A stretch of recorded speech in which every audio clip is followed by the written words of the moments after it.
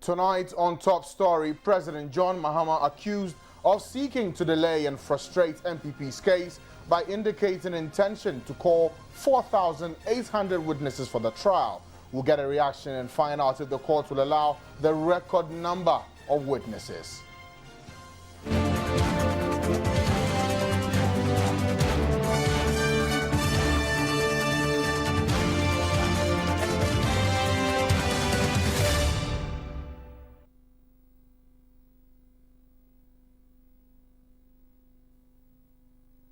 Top Story is brought to you by Bond Financial Services, your success, our passion. Belacqua Mineral Water, the new generation mineral water. Blue Rose Limited, Shelter for All, as well as myjoyonline.com. My name is Francis Aban. Ghana would most certainly make a world record if the Supreme Court endorses the intended 4,800 witnesses list for defense of the case against President John Mahama. In his answer to the election petition by Nana Akufo-Addo and two others, the president rubbished all claims of vote rigging and irregularities as he made a firm indication of his intention to call about 4,800 witnesses to prove the petition is without merit and ought to be dismissed by the court. It is speculated that if the NDC is successful with its joinder application, it will also call even more witnesses in addition. So how does the NDC's legal team react to criticisms that it is on a mischievous mission to delay the trial? I'm joined in the studio now by a member of the team, Victor Kojoga Adawudu. Many thanks for joining us this evening on Top Story. It's a pleasure. Now, before we talk about what the NDC legal team intends to do, what do you say to criticisms that the plan by the president's legal team to call about 4,800 witnesses is mischievous? Oh, I believe and I think that it is by the rules. The rules of court allows it, and that is why the president decided that because the procedure by which you have to come to Supreme Court, the law says that you mention the number of witnesses that you want to bring to the court. Now, let's remember that this petition that has been brought is a matter of investigation, because we are saying that what has been brought was legal, was factually empty, legally pathetic, and it was poor in arithmetic. So if it's going to be an issue of arithmetic, then the people who are the president's representative, who were at the polling station, who were at the strong room, who were part of the system that made this the results credible and fair, then we need to call those people. Don't forget that we have over 26,000 polling stations, and we want people who has first-hand information to come to court to testify. That is in the wisdom of the lawyers for the president. So they want these people who were there. It's not going to be a hearsay. We need to call people who were on the spot, people who signed the blue sheets, the statement of the poll. That is, we refer to blue sheet or the pink sheet. People who signed, who appended their signature, should come to court and say, yes, this was what actually happened on the particular day, or this is what happened at the polling station. So going by this reasoning, parity of reasoning, when they are saying, the petitioner are saying that irregularities occurred in 4,709 polling stations, then it only goes to reason that the people, the stations that are involved, because the president had people there with his representative, people who supervise that election should come and testify. Well, I am told that it may be practically impossible to deal with up to 10 witnesses a week, and that even if the case were to be heard every day with 10 witnesses every week, we're talking about a trial of over 9 years. No, let's get it right. You see, the courts would decide and say that, look, the number of witnesses, there is a provision there in the law. Are they compellable? Can they give testimony? And even when it comes, most of who knows what they are coming to say, because their evidence may not be so long. It is to prove to the world that the president says he wants to prove to the world that I won this election. It was credible. There's no connivance, as they suggest. There was no fraud. There was no figure padded onto my figures that I got. So he wants to prove to the whole world, the international community, that yes, these were the figures. If you add the figures, that is what the Electoral Commission declared on the 9th of December 2012. So Okay. that is what he wants the world to know. Yes, because he wants to prove to the world that I really had these figures, and that's what has been. So he says that the petition brought has no merit. Okay. Now, the argument is that you should be interested in seeing the end of the case in 6 months or even a year. Talk about investors playing a wait-and-see, game because of political uncertainty the longer the case runs. Calling this many witnesses won't help, would it? So, brothers, those making those arguments, I want to ask them, are you saying that the right of people to vote, which is guaranteed by this constitution, should be sacrificed because you are talking about delay? Are you saying the truth that will come out of the court, that will set modalities, precedent for the nation that we will go through? Are you saying because of this that we should sacrifice all this? No, I think it is a stage, it is a time for the Supreme Court to lay the modalities, to expand the law, so that as we go on, because I believe there is a constitutional era, and our children's children will come and enjoy constitutional issues era. And if we lay the principles down today, it will inure to our benefit. So if people are saying that there will be delay, don't forget that the same law also says that they can sit, the Supreme Court can sit on weekends, even including holidays. So they should be able to do it. Hold on briefly for me, because we're joined on the phone by senior law lecturer in the Law of Evidence at the Ghana School of Law, Maxwell Opoku-Agyeman. Thanks for your time, for joining us here on Top Story. Now, is there a record of such a huge number of witnesses for any single case? I mean, Ghana or elsewhere in the world?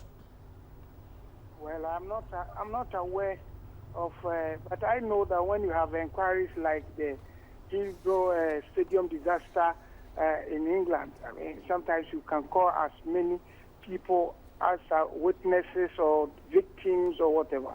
But as a court for matters such as these, I don't know of any precedent.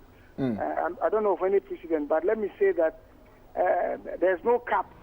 There's no cap on the number of witnesses that a party may call in a civil matter, because that is, if you look at Section 58 of our Courts Act, there's no cap. But of course, the calling of witnesses is subject to any other enactment, which includes the Evidence Act. So, of course, you may have the liberty to call witnesses in order to prove your matter, because don't forget, it is your matter. And therefore, you may think that this is the best way of handling it.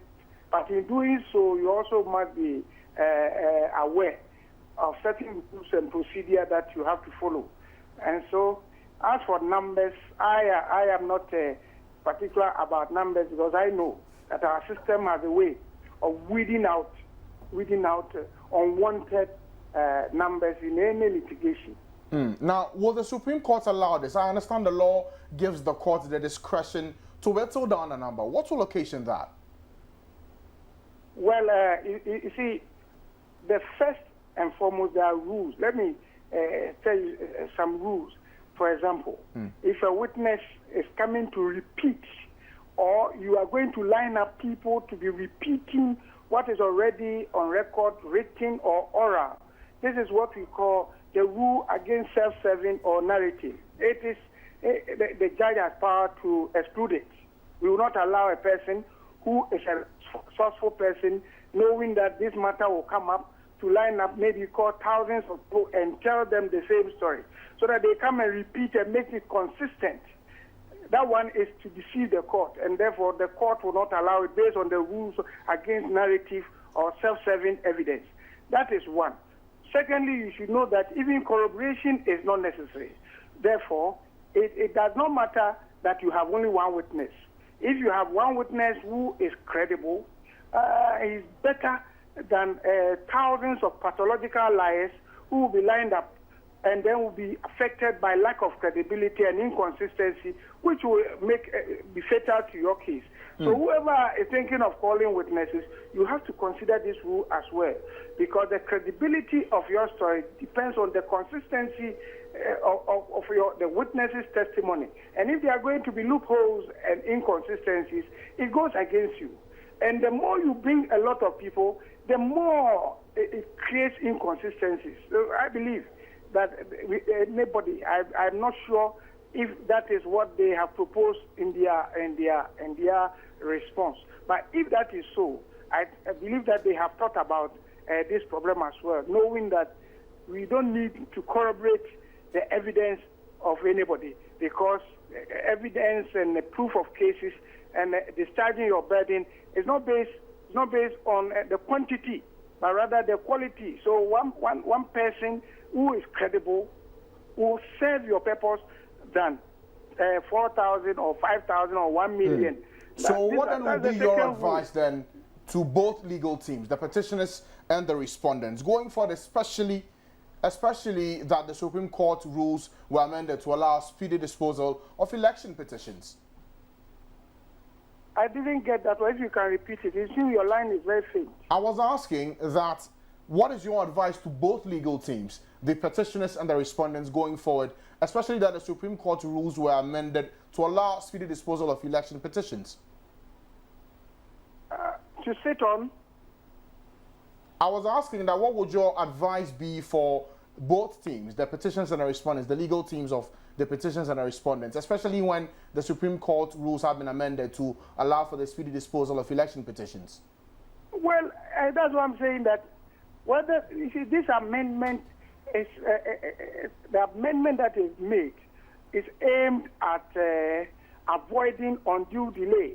But this is not a new thing. I mean, if you go to Section 52 of the Evidence Act, it is clearly that even relevant evidence may be excluded if it will lead to undue delay or it will lead to cumulative evidence. So even when you look at the rules, they are going to look at all these things to ensure that we have a speedy trial. So anything, I think the judges, they know their job. So therefore, anything that will lead to undue delay, the discretion and the power is given to them by the Evidence Act, even to exclude relevant evidence, so that if a witness is even so vital, but in their view, it will lead to undue delay and then also cumulative of evidence, they may exclude it. So our parties, as lawyers, petitioners, and respondents, I believe that we should also remember the cardinal principle that justice delayed is justice denied. But in saying so, I'm also not oblivious of the fact that delays, what some people call delays, to me, are respect of the due process. So we have to balance the two. We should not use the argument of delays in order to circumvent the due process. Many thanks to you, sir, for joining us. Maxwell Opoku-Agyeman is a senior law lecturer in the Law of Evidence at the Ghana School of Law. Back to you, Victor. Now, is it true that if the NDC is to join in this case, you also intend to call a multitude of witnesses? Oh, no, I don't think so. But quickly to say something in addition to what Maxwell, my lecturer, you see, documentary evidence, it's what weighs. You speak to the document. It's not so.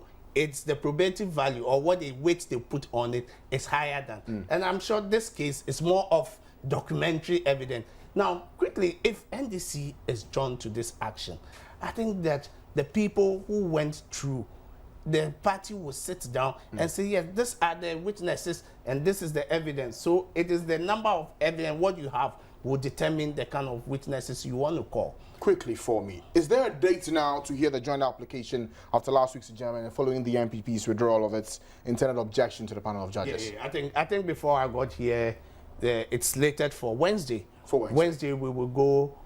Hearing notice has been issued, so we will go, and if they announce, the petitioners announce that they've written a letter and the court deems it fit that a letter alone can withdraw the objection, then this thing will go on. So we'll wait for the Supreme Court and see what they will say. Many thanks to you, Victor Kujaga. He is a member of the NBC legal team. And that's all for Top Story this evening. My name is Francis Arban.